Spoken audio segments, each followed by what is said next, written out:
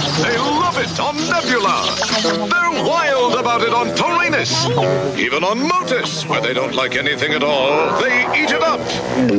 This is the Bob and Jeff Show, starring Bob Lutz. I got tremendous pleasure from watching Dexter over the years. I don't know why you want to knock it. Jeff Lutz. I killed a guy in his sleep last night. What is he, Bob Huggins? The only thing you offer this show I hated the voiceovers. is your 19 impersonations that sound the same. 97.5 and 1240 KFH. Strap yourself in and feel. Hello and welcome. It's a Monday edition, the Bob and Jeff Show, KFH Radio. We're here until 4 o'clock today. Bob Lutz, Jeff Lutz, your co-host. Max Power producing, engineering the show. Another hot one here in late July. No surprise there. We'll have some NBC baseball talk.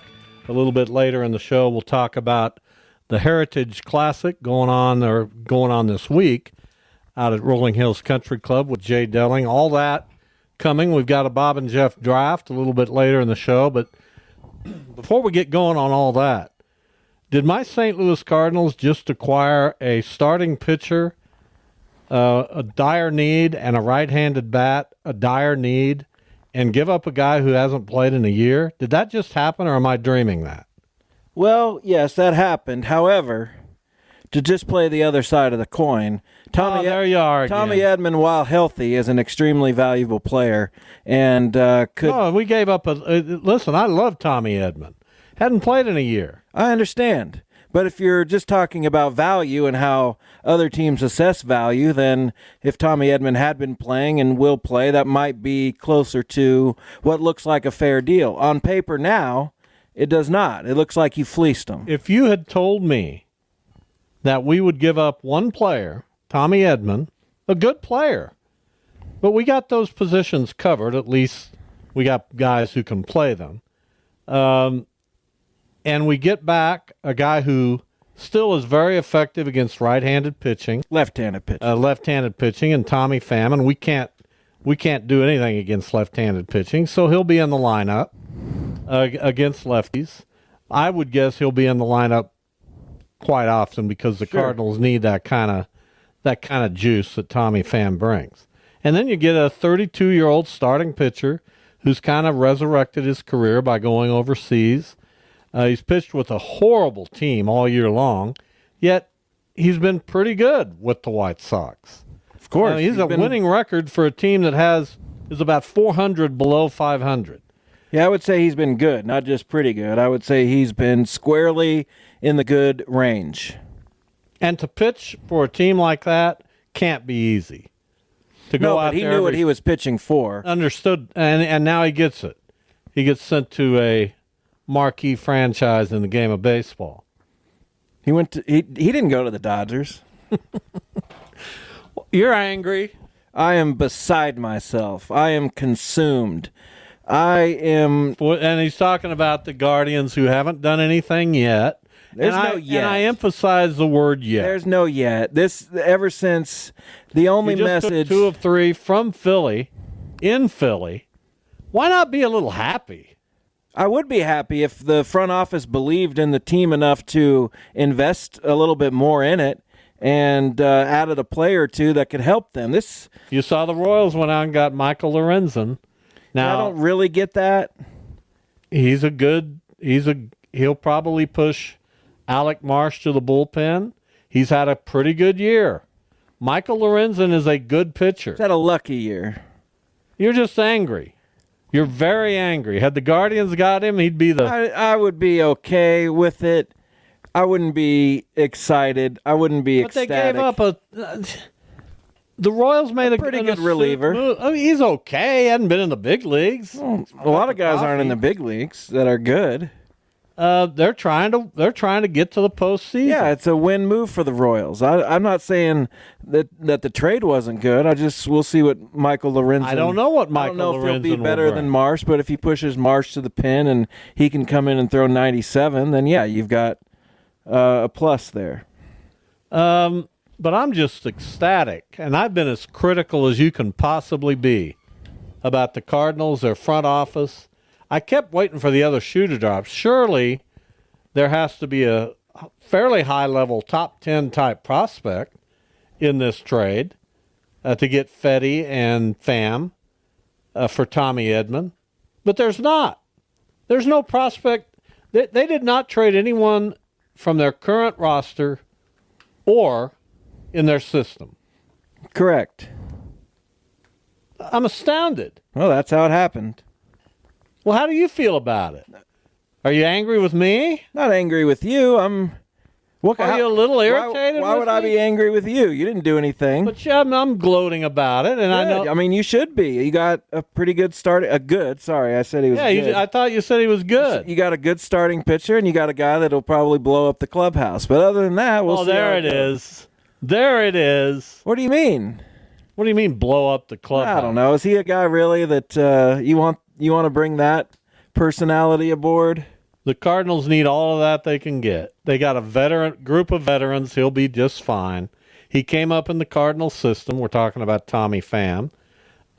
He was a Cardinal for quite a period of time, and he wanted to be with the Cardinals, so much so that he went to their spring training facility in Jupiter, Florida this spring, talking about, hey, can I hook on here? They didn't feel like they were in need of Tommy Pham at the time. He got a deal with the White Sox. He's been okay, especially against left-handed pitching, which is what the Cardinals. They don't have a right-handed threat. Now, I would expect that, but before tomorrow's deadline comes, you'll see either Brandon Crawford or Dylan Carlson, maybe even Matt Carpenter, although I doubt it. Brandon Crawford and Dylan Carlson are probably on borrowed time. But not in a trade sense. Maybe Carlson has some value, but Crawford doesn't, and Carpenter doesn't. Brandon Crawford is a giant, and he just can't play anymore. Now, I notice that he's always in the middle of things, in the dugout, talking to players, talking to Ollie Marmol. I can see him in that role. Well, go be a coach then. Yeah, maybe bring him as a coach for the remainder of the year. I don't know if he's a big league coach already, but I'm sure he can. Come on. Start somewhere. Maybe you hold on to him in the organization, although it seems like he'd be in the Giants like he'd be a giant, but you never know. Anyway, I've known since last night the Cardinals were interested in Eric Fetty, and that Tommy Edman was likely to be the trade chip. But I thought there'd be more, and I didn't know there'd be Pham. And I'm happy. You should be. Nothing to be upset about. Your team tries. The Royals try. The Yankees try. The Orioles try. The Phillies try. The Astros try. The Mariners try. The Guardians sit on their hands and give us Let's see what happens over the next 24 hours. Dude, who knows this franchise and this team? It's why I'm not unhappy with Travis Bazzana as the number one pick, but he was the zero risk pick. If they had taken Charlie Condon, then you can maybe they're starting to evolve, but they are a zero risk franchise and they're happy with 85 wins. So whatever. Well, I feel you. Are you leaving them? This is tough. It is. Are you considering leaving the Guardian? No, but I will. That's what you said in your text. Yeah, and I will continue to say it. I will continue to blow off steam that way because I'm hot and I'm burning hot, and I'm not going to be with my phone tonight. I'm not going to put myself through that. I'll look at it at 9 o'clock or 10 or whatever and see if anything happened. I know that it won't. And we'll move on to tomorrow and see what happens. Nothing. Well, I don't know. We'll see what happens. Right. And you'll be on your phone. You can't resist. No, I'm not gonna be. I'm not gonna be with my phone. Where are you gonna be? I don't know. We're not gonna be. I want to hear more about. I don't know what we're gonna do. You said but we might go somewhere, but really? I'm not taking my phone.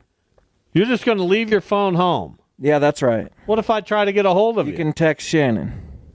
So you're going out for dinner and you're going to leave your phone? Not necessarily out for dinner, just going out. Where are you going? I'm curious. I don't know yet. What does that mean? Is that because you don't want to pay attention to the trade deadline? That's correct. So you just want to go out? Yes, I want to wash my hands of it for tonight and back at it tomorrow, which will be agonizing and painful. But eliminate the agony and pain for this evening. And you're not going to say, Shannon, look up ESPN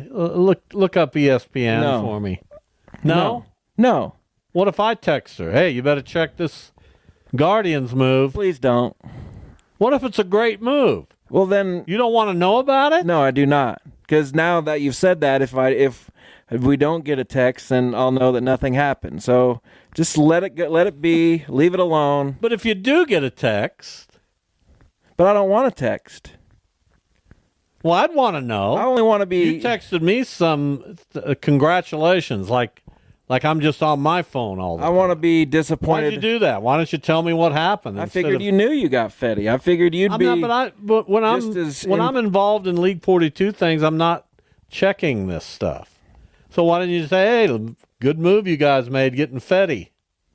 Just wanted you to find out on I your didn't own. know what congratulations meant. Well, My first thought was that KWCH had decided to honor me in some way. Yeah. Well, I don't know. For what? I don't know. I said in some way. That doesn't sound like good journalism. Probably not. But anyway, you won 2 of 3 from the Phillies. Yes. We lost 2 of 3 to the Nationals, and we're pretty fortunate to get the third one. The Royals, after winning the opener against the Cubs, lost 2 of 3, and the Cubs are one of those interesting teams to watch at the deadline. They got Paredes. How do you say his name? Isak Paredes. They got him from Tampa, and that's a young guy with a lot of control. Now they did give up Christopher Morel. I'm glad to get him out of the division. I'm He's glad like to get him out. 190. I know, but he's good. He's got talent. Now, will he ever unlock it? I don't know, but I'm glad to see him gone. Frankly, Well, if he's going to excel anywhere, it'll be someplace like Tampa, because they usually can get the most out of a lot of their players. and Tommy Edman will go play really well for the Dodgers. I mean, I know that. Is he coming? I mean, he's been rehabbing. Is he back now or soon? Close. He'll That's a be good in their pickup for lineup them. sometime this week. He's like their new. What was the guy's name? Chris Taylor. I like Tommy Edman. He gave us a lot of good moments. But to be able to turn him into 2 areas of weakness is pretty good. The White Sox getting Miguel Vargas. I always thought that dude could really hit. He came through with Tulsa a few years ago. They hadn't hit yet. And if you give him every day at bats, then we'll see what happens. Well, the White Sox are spinning their wheels a little. We'll see.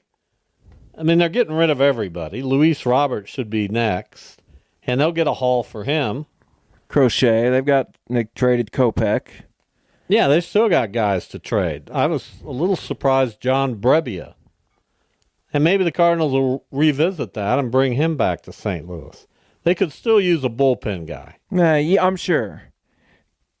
You'll probably get what you could use. Why are you getting Guardians. You know what Guardians make? Excuses. Why are you getting upset with me? I didn't do this.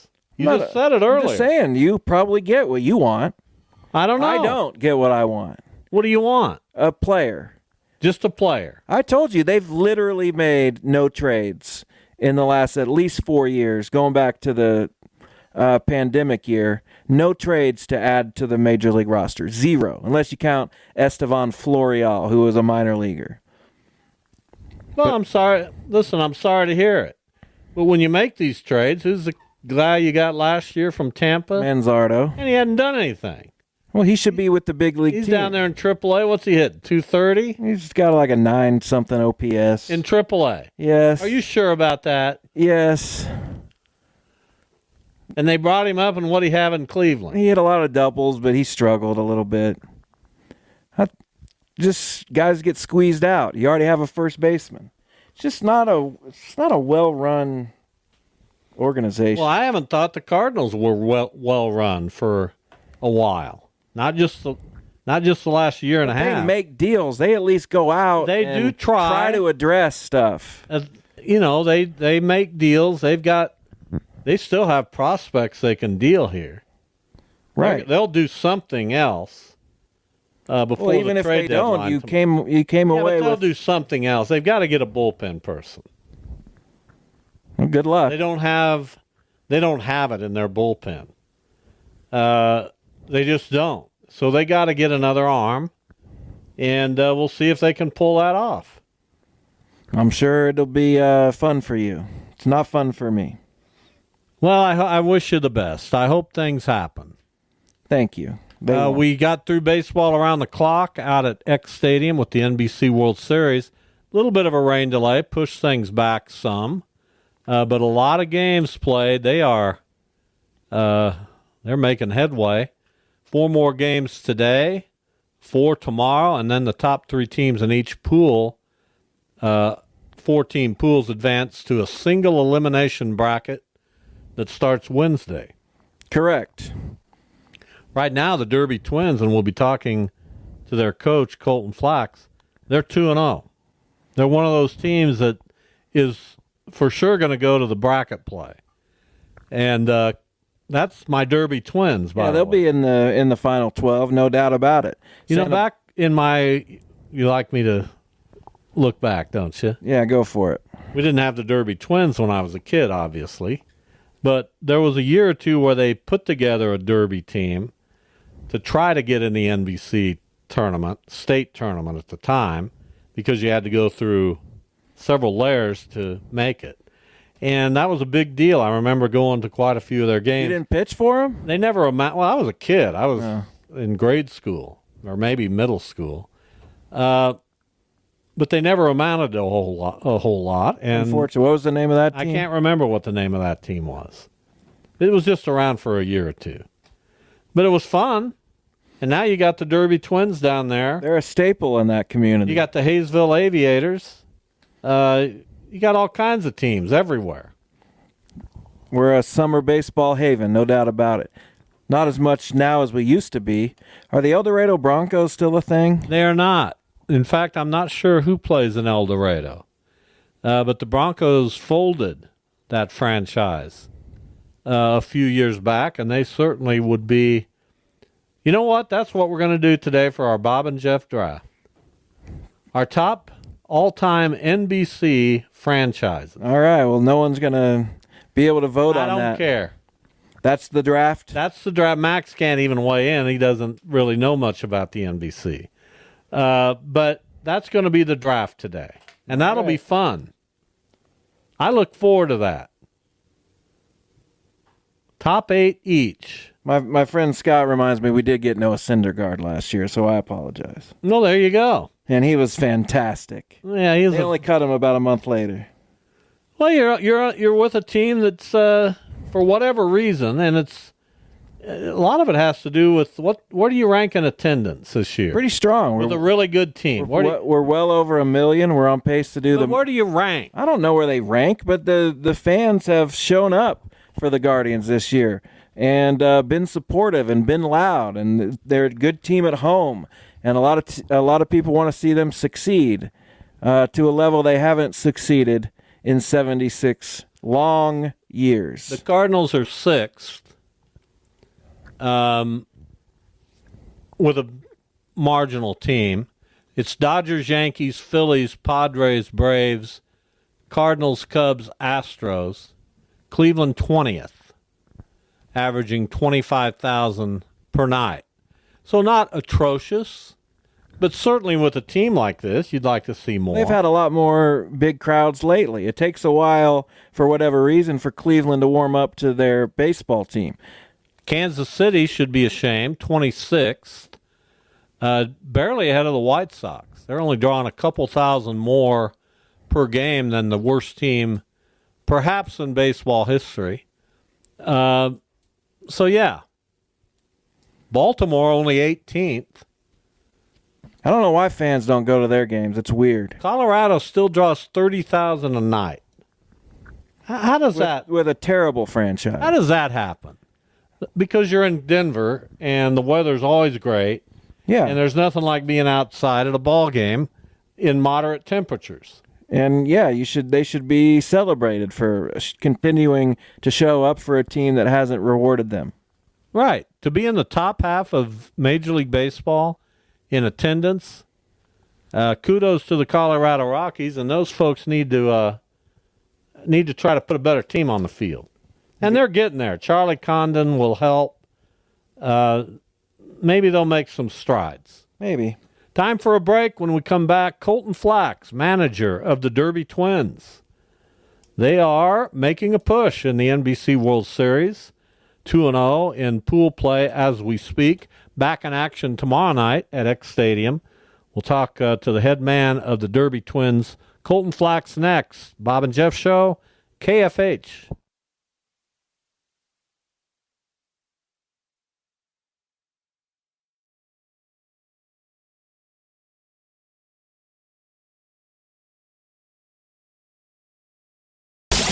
This is the Bob and Jeff Show. Here's Colton Flax from the Derby Twins, their manager, and they are 2-0 so far in the NBC World Series at X Stadium. They've beaten, get this, the Liberal BJs and the Boulder, Colorado Collegians, two of the most historic franchises in NBC history. Colton, hello, welcome.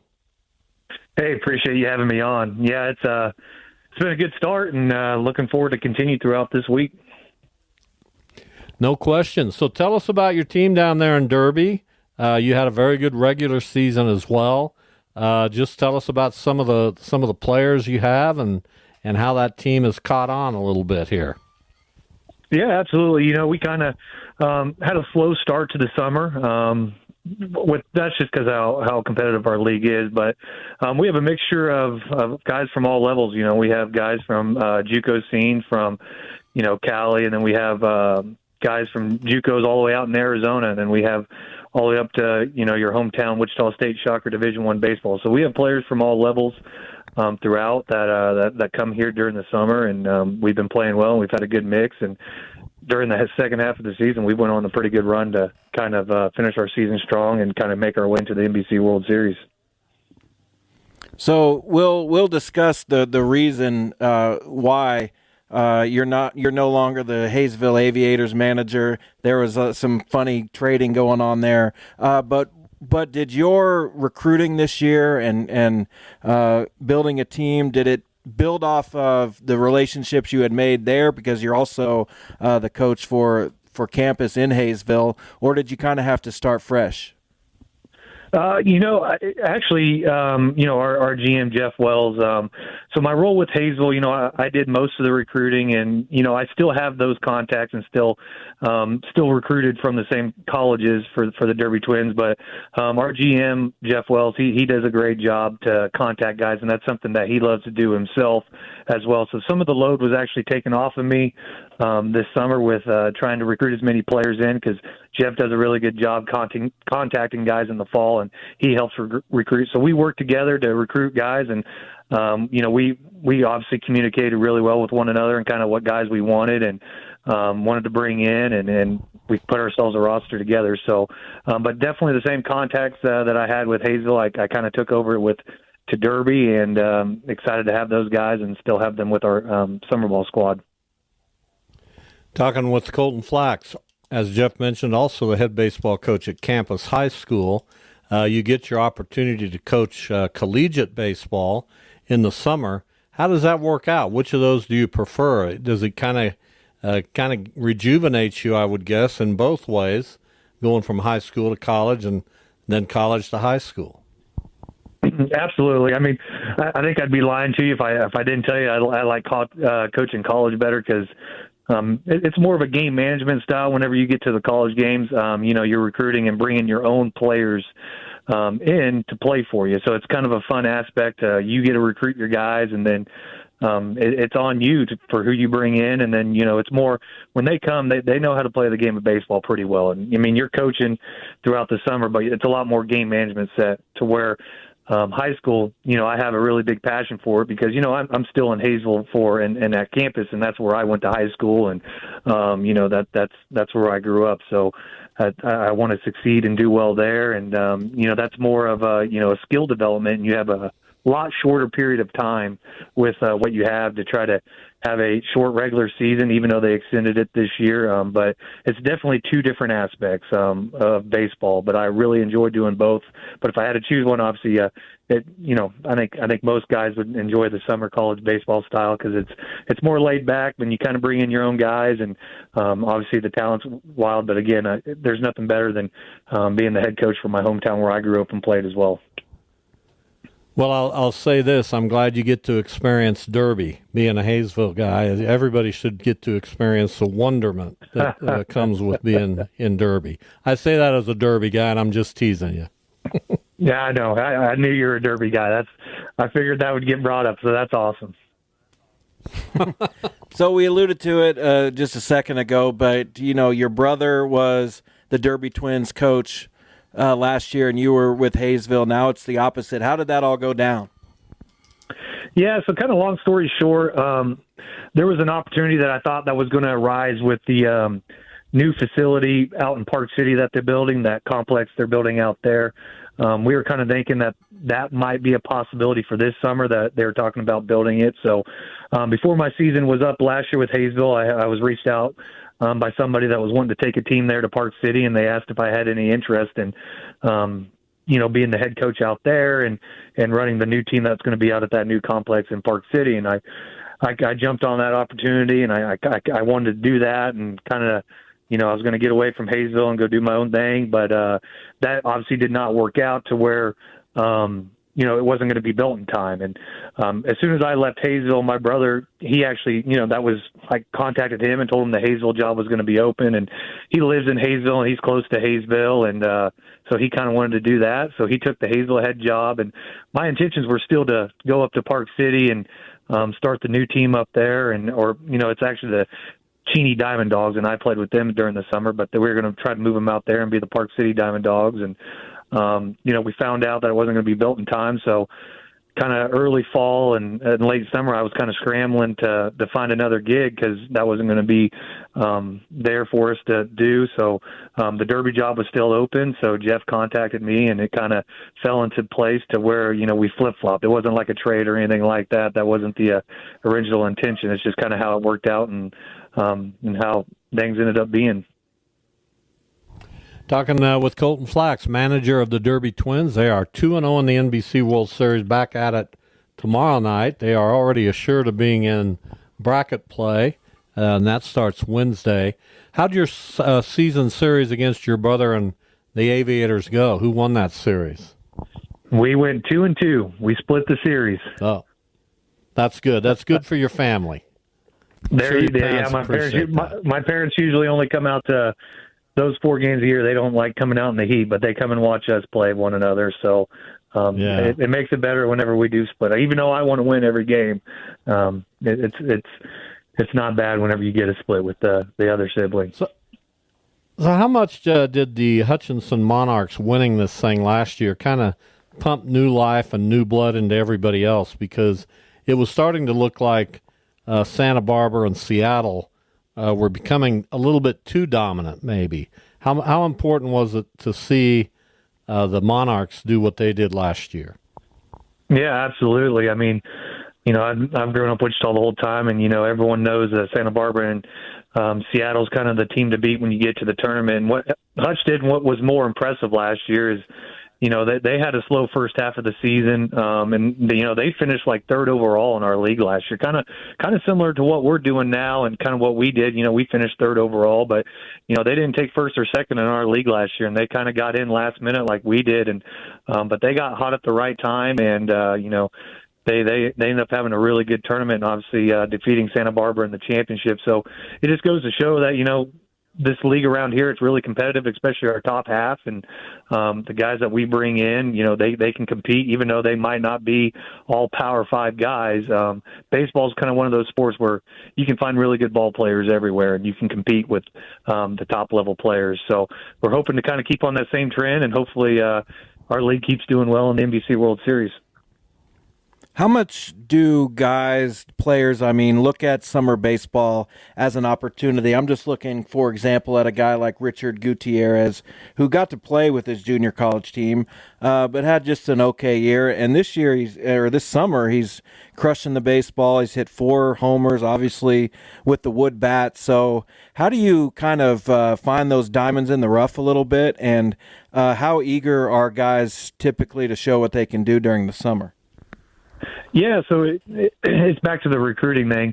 It's a little easier to recruit JUCO guys just because anywhere but Division I baseball, even Division I baseball, they finish kind of late into the season. And, based on where you're recruiting out of, if there's Division I talent that's playing in postseason baseball, they're going all the way into June and into the middle of June. So it's a tough thing to have guys and have a team ready to go. Whenever our season started. We started on June 1st this year. I think our guys reported on May 27th or May 28th. So, you kind of got to recruit the JUCO level guys and Division II and, maybe mid-major D1s. And again, you kind of look and you kind of go off what their coaches say. You put faith in the programs that you recruit to and the coaches that you talk to, and they'll tell you because, we have a bunch of JUCO guys right now, but I guarantee you there's going to be some guys that end up playing Division I ball that are from our team this summer that they're out of JUCO right now. But here in a year or two, they will be at a Division I. So we look at it in that perspective, and we kind of want to help grow and help them gain confidence and go into their sophomore season at their JUCO and have a really good sophomore year. Talking with Colton Flax. He's the manager of the Derby Twins. They play the San Diego Stars tomorrow morning, 10 o'clock at X Stadium. They are 2-0 in their pool play. They are assured of advancing to bracket play, which starts Wednesday. Colton, thanks for spending time with us. We appreciate it. And go Derby. Absolutely. Go Derby, and appreciate you guys having me on. And we're hoping to make a good run here and finish our season strong. All right. Thank you, Colton. All right, Colton Flax from the Derby Twins. We'll continue to cover the NBC World Series. Breaking news. No. Outfielder Dylan Carlson is drawing interest from the Guardians, Angels, and Nats for a source. How do you feel about getting Dylan? I'd be thrilled. Can't do anything, but how do you feel about him? Oh, just bring him in and stand him in center. I feel bad for Dylan because he looked at one time like a potential star. Sure did. Not say superstar. That's crazy. But he looked like a star when he came up. And he's completely lost his way. And that's the kind of guy that I could see doing fairly well with a new team. Well, maybe after a stint in AAA. Yeah. Let's just pump the brakes on Dylan Carlson. Well, who will you give us for him? $1? I don't know. What about Ramirez? Yeah, probably. Well, I got to ask. Rafael Ramirez Jr.? The way we're moving right now, I got to ask. Probably not that Ramirez. Stephen Kwan. Probably not. Who's your Miles closer? Straw? Emmanuel Clase. Unlikely. I don't blame you. Jay Delling joins us. We're going to talk about the Heritage Classic. It's coming up this week out at Rolling Hills Country Club. It's kind of an homage to the LPGA Tour, which was founded right here in Wichita. Jay, hello. Hey, how are you guys? Well, 1980. I think I'm just going to start calling you Mr. Golf. Are you Mr. Golf? Are you good with that? I'm good with that. So tell our listeners something. What is the Heritage Classic? Why is it? I kind of mentioned why it's happening in Wichita. Just talk about the history of it and what we should look forward to this week out at Rolling Hills besides excessive heat. Yeah, it's going to be hot out here. I was out here last year, and I was just so impressed with the product that this tour has out here, the Annika WAPT. And just to give you and the listeners some context, it's kind of like the men's Canadian tour. So you got the PGA Tour, you got the Korn Ferry, and then you've got the Canadian Latino tours, right? So it's kind of that maybe AA baseball. So this tour was started about 6 years ago, just like the Korn Ferry was, to give these young players a chance to develop their games And Rolling Hills just really latched onto it. David Guy, the director of golf out here and the tournament director, has really gotten into the history of Rolling Hills and women's golf. 74 years ago, Babe Saharius, one of the biggest names ever in women's golf, won the U.S. Women's Open at Rolling Hills by 9 shots. And she was so happy about that, she gathered 12 other great players of the day, and they carved it out over, a pen and a napkin. And they created this business plan and this vision for the LPGA Tour. And so David Guy really wanted to kind of tie that into professional golf, and this opportunity for the Annika Sorenstam, who has put her name on it, the WAPT Tour. And 3 years ago, it started here at Rolling Hills. And in fact, this year, this is the Tour Championship. This is the creme de la creme of a year-long chase for these players to get on the LPGA Tour.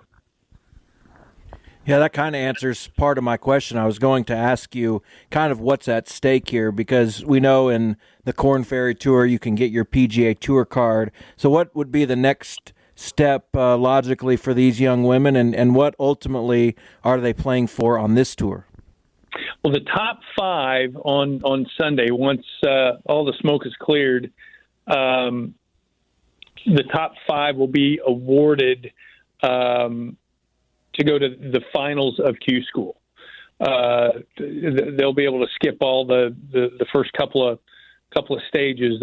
They'll be able to go to the finals to compete for a chance to go on the LPGA Tour next year, or to be a member of the Epson Tour, which is the Korn Ferry equivalent. And this is my first year to be really heavily involved, so I'm still learning about this tour. But I do know the first 2 winners of the Heritage Classic, both the next year went on to have some kind of conditional status on the LPGA Tour. And so when you look at this event, Marielle Galdiano a couple years ago won this event. Last year, Gurleen Carr set a all-time tour record of 23 under par here at Rolling Hills. And, the next year, this year, she's got some kind of conditional status on the LPGA Tour. So these girls can play. I watched 9 holes of the final group last year, followed them for the first 9 holes. They played in threesomes, and the threesome carded 8 birdies accumulatively on the front 9. So it's what got my attention, because I didn't know what to expect. I didn't know the kind of play that this tour had, but I was a little surprised, but I was certainly impressed. And then you guys know me. I'm a sucker for history, just like you two are. And I fed into all the great stories about how Rolling Hills is a huge part of the development of women's professional golf. Talking with Jay Delling, he's involved with the Heritage Classic. It's running all week, but the tournament itself, Thursday through Sunday out at Rolling Hills Country Club. And we look forward to that. Actually, Wednesday, right? It starts on Wednesday. No, the Pro-Am's Wednesday, and then tournament proper starts on Thursday. Okay. So what level of player do we have here? Are these mostly collegiate players from the United States? Are these international players? Is it a mixture? What kind of field are we looking at? Yeah, 127 players representing 18 countries, and we have players that have played in U.S. Opens, U.S. amateurs in the last couple of years. We've got college All-Americans, a lot of 21, 22, 23-year-old ladies that, again, much like the Korn Ferry Tour. I mean, that tour has just gotten so young. And as I look over the starting field and do a little bit of research on these ladies, a lot of them are that 21, 22, 23 years old. Haley Cooper, for example, has only played 3 events this year. Fresh off a great career at Texas A&M, was a college All-American. She's played in the U.S. Open. She's 4th on the points list in only 3 events. Get this, she's got 2 wins and a 7th place finish. So these girls can play. I expect Haley Cooper to be on the LPGA Tour next year. So there's a lot of stories like that. One of our own local players, Kinsley Jones, the granddaughter of Greer Jones, received a sponsor exemption. She's had a great high school career. She'll be a senior next year at Mays High School. She's already won 2 or 3 state championships. I'm a member out at Reflection Ridge and live on the first hole. I see her out there all the time. Greer's out there working with her. So it'll be interesting. This will be her first professional tournament. So some local ties there. So a lot to look forward to. We're going to have good weather. It's going to be hot weather. You don't have to pay a penny to get in. Free admittance to watch, the future stars of tomorrow in women's golf. I don't know how closely you follow it, Jay, but what have been your observations about the LPGA Tour? I know Lexi Thompson is retiring. Michelle Wie retired a few years ago. It seems like the tour had always kind of been built around 1 or 2 stars, mainstream people. Annika Sorenstam has been one of those in the past. Do they have that now? And with women's sports in general kind of taken off, is the LPGA keeping up, in your opinion? Yeah, I mean, there's just so many great players from Asia, and they are great players. So the U.S. actually has the number 1 ranked women's player in the world, Nelly Korda. If you remember Peter Korda, who is a pretty good tennis player, played professionally, but Nelly is the number 1 player in the world. And there for a while Scotty Scheffler was winning his, 4 or 5 tournaments in a row, she was doing the same thing during the same time on the ladies tour. And so she's a very dominant player. And there's several other American women players. And again, they're all young. They're all very young. So I think the women's game is in a pretty good shape. I mean, they're playing for $125 million this year, the purses on the LPGA Tour. And I think the purse at Rolling Hills for the U.S. Women's Open in 1950 was, I think, $4,000, the total purse. So they come a long way. Talking with Jay, yeah, that's pretty good. That reminds me of the way my salary's gone up lately. Jay Delling, our guest. Jeff didn't like that, by the way. He looked off into space like, what's this old man saying? Oh, well. Yeah, I didn't get that one. Yeah, he didn't get that one because he didn't get he didn't get his allowance when he was growing up. That's right. He saved a lot of money that way. So Jeff alluded to the fact that women's sports is kind of in the spotlight in many different ways right now. And with what's going on the PGA Tour and LIV and the way that's kind of been divided, it seems to me like this is a really good opportunity for women's golf to at least get into the spotlight a little bit, and that this tournament in particular could really take off and become another tournament, another golf tournament in Wichita that we very much look forward to every summer. Do they talk like that around the Heritage Classic? Do they see the potential for growth? Yeah, David Guy and his staff here have actually talked about that, and the vision is, in a perfect world, would be elevating how they run a tournament. And of course, I've been around the Wichita Open for 35 years, and they do a great job. I'm so proud of this city, this part of Kansas on the job they do with the Wichita Open. I'm telling you what, Rolling Hills rolls out the red carpet.